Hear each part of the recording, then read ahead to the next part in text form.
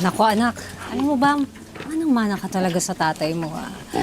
Kung naging lalaki ka lang, ang itatawag ko sa'yo, Joaquin Junior. Ay, Mare, kamukha nga. Parang pinagbiyak na bunga, oh. Siyempre, Nay, kaya nga po sana medyo mahal na po yung pagbenta nito sa palengke, no? Para syempre makaipon na tayo at makakapag-high school tayo. Pangarap ko rin yan para sa'yo, anak. Actually, pangarap ko din na makapagtapos ka ng kolehiyo at maging professional.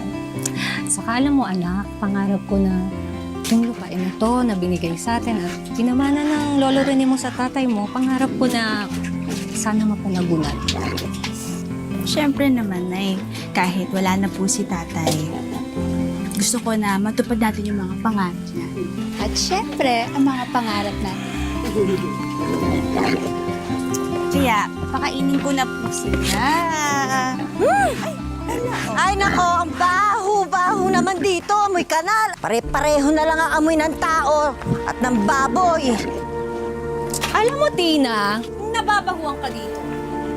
Huwag kang dumaan dito. Hindi nagpaparinig ka pa ng ganyan. At bakit? Tinamaan ka ba, ha, Janet? Ikaw nga, huwag kang nag-aasta-asta na kala mo ikaw ang may-ari dito, ha? Pinamana lang sa'yo itong lupain na to. Sampid ka lang. Sampid ka lang din. Pareho lang naman tayong asawa ng mga anak ni Tatay Rene, pero kung makaasta ka, para kang donya dyan. Alam mo, hindi ko alam kung bakit simula nang binigay itong lupain ito ni Tatay Rene sa amin, ganyan na yung trato niyo sa amin. Sip-sip ka kasi! Binilog mo ang ulo ng matanda para maging sa'yo itong lupain na to. Si Tatay Rene ang nagdesisyon nito at hindi namin siya pinilit. Saka isa pa, Tina, may lupain rin naman kayo ah. Papansin ka, swapang ka. Kay Carlos dapat ang lupain to. Hoy, babae na itong puro kolorete pagmumukha. Pangit din naman. Huwag mo nga laitin itong kaibigan ko. Mukhang samain ka sa akin. Ano? Ha? Ikaw ang sasabihin sa akin. Hoy, ikaw! Ikaw ang intrimitida! Nay, Tina! Janet, tama na yan! Tay, lo,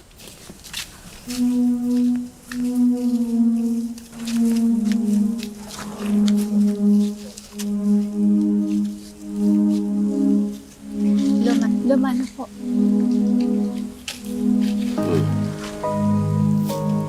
Ano nangyayari dito? Ito kasi si Janet eh. Ayaw akong padaanin dito, kanya daw yung lupain. sinungaling ka, Tina. Alam mo hindi totoo yan. Huwag mo ang baliktarin ng katotohanan. Tama na yan. Tina, umuwi ka na sa inyo.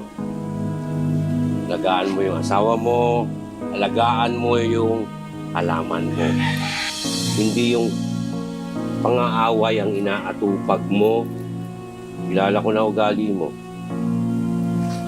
Tina, hindi mo na si Kuya Rin eh.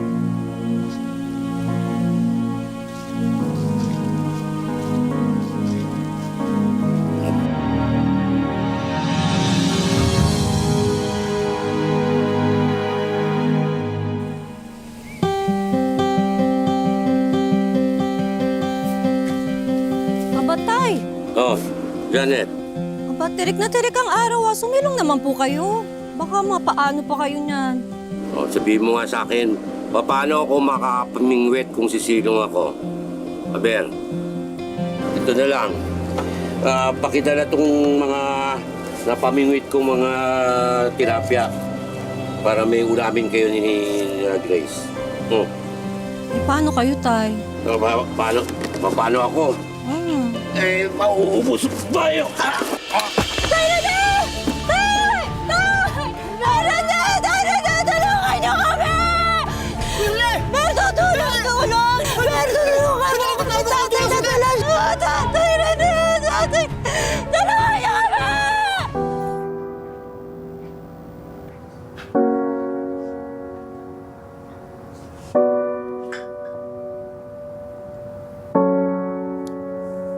Nasa morgue na yung bangkay ni tatay.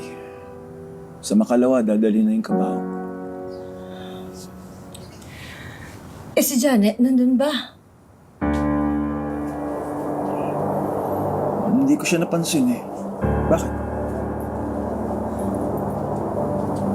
Ito na ang pagkakataon para makuha natin ang lupang sinasaka nila at ang kinakatayo ng bahay nila. ikaw naman ang panganay eh. Dapat naman talaga sa'yo yun, di ba?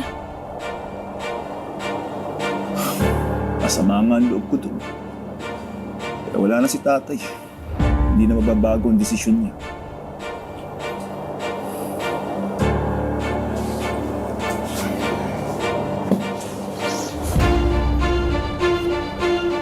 Pagmukain natin guilty si Janet.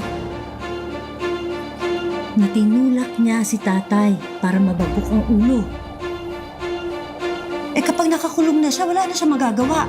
Sa atin na ang bahay at lupa.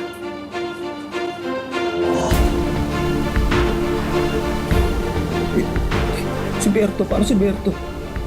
Nakita niya, dulas lang naman si tatay. Madaling kumbinsihin si Berto na pinsan mo. Gipit din siya, di ba? Kakapit kahit sa patalim.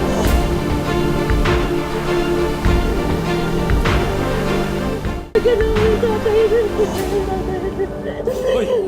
Hoy! Umalis kayo dyan, layo yung tatay ko! Isa kang kriminal! Kapal-kapal ng mukha mo para iyakapin yung kabaong ni tatay? Matapos mong patayin? Hindi ko alam yung mga sinasabi niyo. Tinulak mo daw si tatay at nabagok ang ulo doon sa palaistaan, kaya namatay. Nakakaniwala ka sa akin, inosente ako! Sabi na nga po! Dali sa presinto! Ma'am, may warat po kami. May karapatang ka manahimik at sa walang tigo. Ano ba lang yung sasabihin ay maaaring maging laban sa'yo?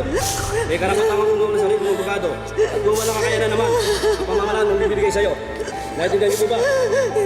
Inosente ako! Mare, kahit pagbalik-balik na rin mo pa man ang kaluluwa ko, pati ang mundo ko, inosente ako.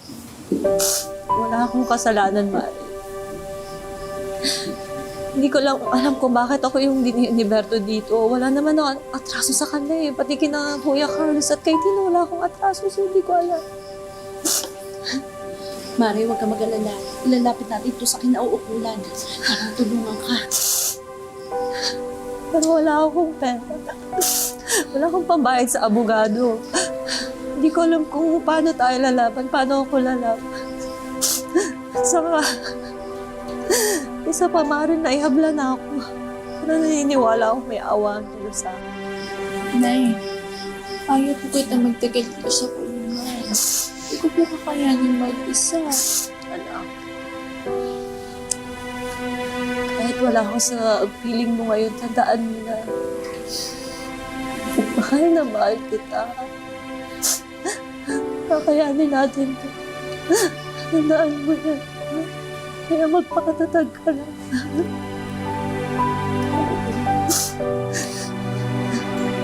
Lalabas din ang katotohanan sa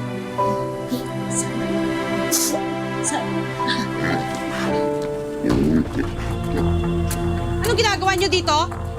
Sine-check lang namin yung property namin. Bakit? Huwag kang nangingialam dito, Marisol, ha? Kailan niyo pa naging property ito? Kay Janet ito at saka sa asawa niya.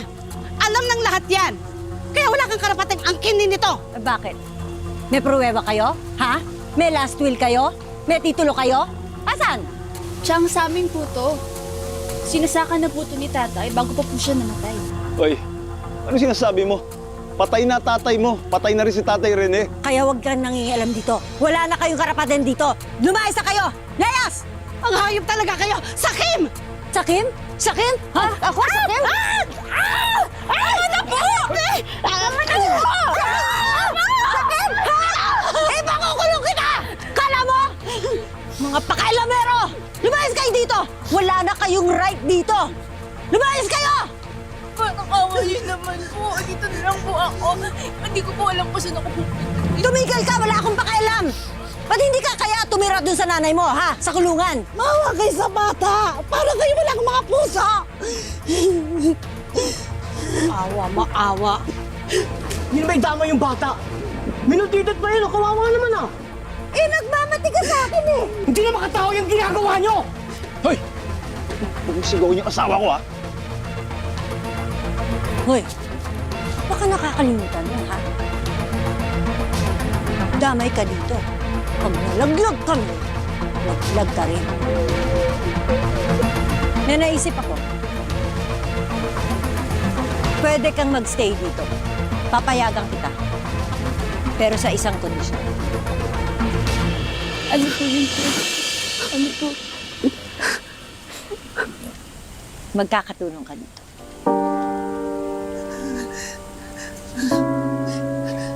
Yan, yung mga baboy na yan, alagaan mo mabuti. Ha? Pakakainin mong mabuti. Ha? Naiintindihan mo? Naiintindihan mo? Bawa kayo sa bata! Bawa kayo sa kanya!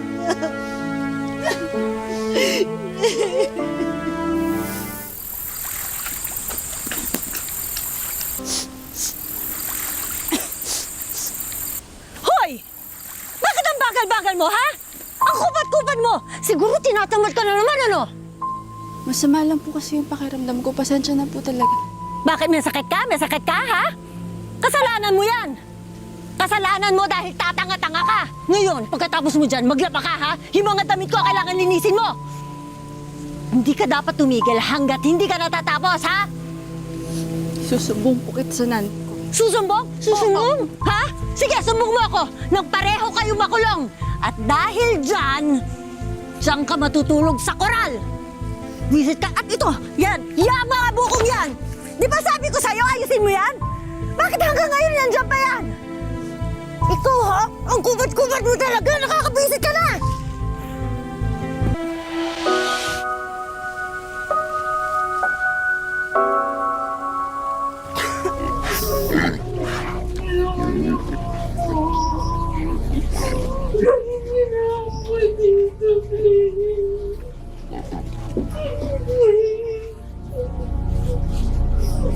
Kamusta ka na kaya, anak? Para nasa mabuti kang kalagayan. Magpatulog ka nga! May awa rin yung Diyos. Makakalabas din ako dito. Magsasama rin tayo. Kikita tayo at magbabayad sila.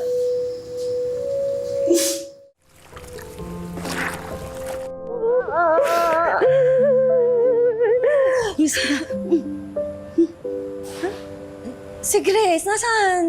Ba't hindi mo kasama si Grace? Hindi siya makalabas ng bahay ni Tina eh. Bantay sarado siya doon. Mare, kunin mo na ang anak mo. Lusahip na Tina na yun. Awang-awa na ako sa kanya eh. Dami nating mga baboy, ano? Siguro malaki nang kita natin ngayong taong ito. Kaya sa susunod na taon, magdadagdag na tayo ng koral. Talaga? Ay! Ano?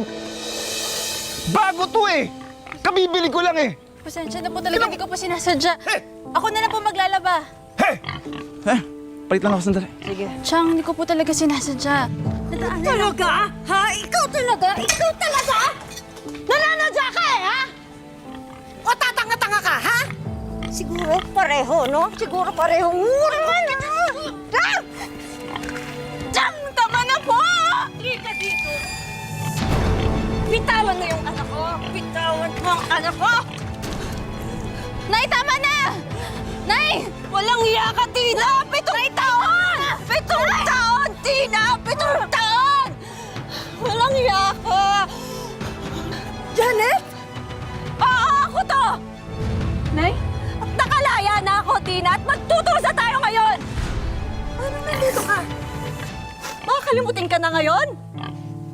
Di ba ikaw yung nagpakulong sa akin? 7 taon lang yon. Hindi sapat yon na makulong ka para sa krimen na ginawa mo. Anong krimen pinagsasabi mo? Alam natin ang totoo, alam natin ang katotohanan. Kaya mo mabago ang lahat, Tina, pero ang katotohanan hindi. Ano nangyari? Dapat yan, namatay na sa kulungan yan eh. Dapat nabulok yun doon. Hindi ko nga alam kung bakit nakalaya yan eh. Eh, paano ngayon yan? Paano kung tsak na babawiin niya na yung lupa? Eh, paano kung ungkatin niya rin yung nangyari kay Kuya Rene? Subukan niya! Hindi niya tayo kaya. Basta walang laglagan, ha? Kahit anong mangyari. Oo naman. Kung kaya ko siyang mapakulong noon, eh di lalo na ngayon. Kailangan gumawa tayo ng paraan. Kailangan sirain natin ulit yung babae niya. Gulay kayo dyan. Sariwang-sariwa to. Talong. Ampalaya po, okra! Okra. Ate, okra po, ampalaya! Ate, gulay ka! Anong kailangan mo? Iwa to. kayo? 10 lang, ate. Sige, ayan. Oo, yan. Tagtagan mo pa, anak. Kulang pa. Kulang pa, anak. Ay, nako! Kala mo nagbebenta lang ng gulay, mamamatay tao pala. Nako, uy, mag-iingat ka. Baka may lasan yung mga gulay na yan. Delikado yan.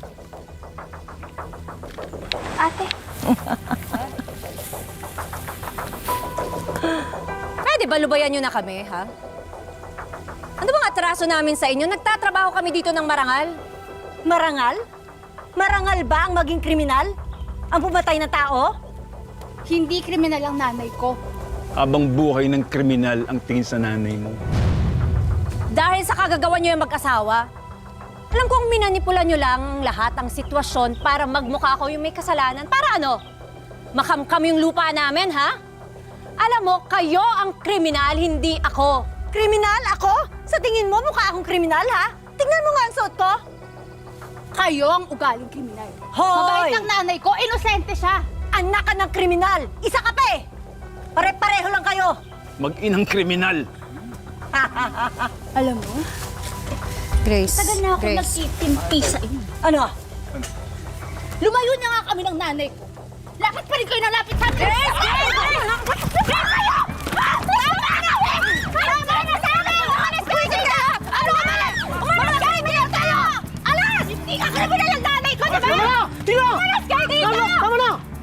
Tubayan niyo na sila, Janet! Bakit? Kami nga ang sinugod eh! Tapos kami aatras? Tumigil ka na sa pagsisinungaling mo. Sinungaling! Patong-patong na yung mali at pagsisinungaling niyo eh. Punong-puno na ako sa inyo. Ito! Damay ka rin dito, Carlos. Wala na kayong ginawa kundi magsinungaling at manggamit ng tao eh. Tumahimik ka! Sawa-sawa na ako sa inyo! Tumahimik ka! Hindi kami Sasabi mo, ha? sinungaling! Berto, Janet, patawarin mo. Inosente ka. Alam ko nadulasan si Kuya Rene at wala kang kasalanan.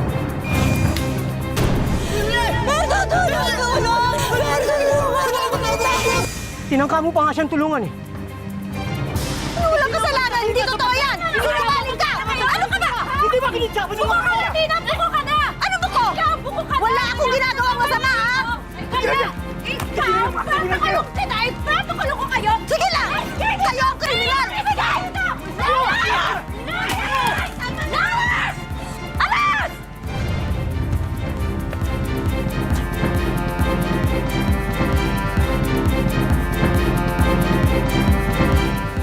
Carlos, hindi naman kasi tama yung ginawa niyo. Berto, sandali. Hindi ka namin pinapunta dito para makipag-away, ha? Matakot kayo sa Diyos. Umami na kayo sa ginawa niyo kay Janet.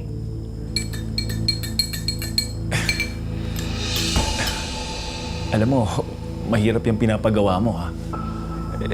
Kung wala ng paraan para mapagbago isip mo, Berto, ayaw naman din namin talaga ng gulo. Kaya ka nga namin inimbitahan dito para makapag-usap tayo na maayos. Siyempre, pamilya tayong lahat, di ba? Hindi na magbabago yung desisyon ko eh. Sasabihin ko na yung totoo. At sana kayo rin. Sabihin niyo na yung totoo. Kausapin niyo si Janet. Malay niyo, mapatawad niya kayo. Hindi niya ituloy yung demanda. Berto, malabo na yan, Kami ba wala namang magawang paraan para magbago ang isip mo? Hindi na magbabago yung desisyon ko. Pasensya na kayo.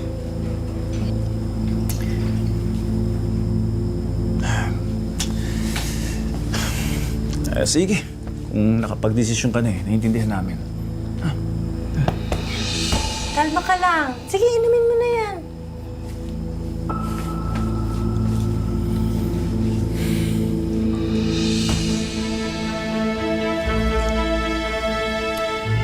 Salamat. At naintindihan niyo ako. Mauna na ako. Nga pala. Kung ako sa inyo, kausapin niyo si Janet. Hindi pa huli ang lahat para itama ang mali. Yeah. Ingat. Okay. Ingat ka.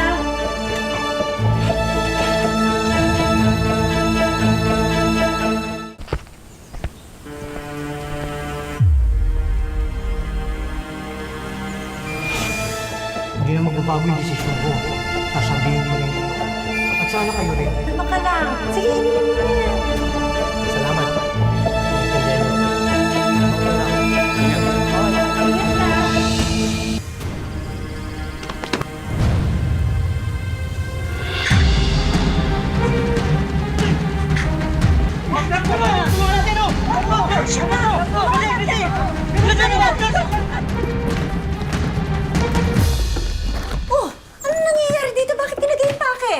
Tina, nalintikan tayo. Buhay si Berto. Ano? Nasa ospital. May tumulong sa kanya kagabi. Importante, umalis na tayo ngayon din. Malamang yan, didiin tayo ni Berto. Madadagdagan pa yung kaso natin. Anong gagawin natin? Alis na tayo dito. Lilipat muna tayo doon sa tiyahin ko. Sakay, sakay!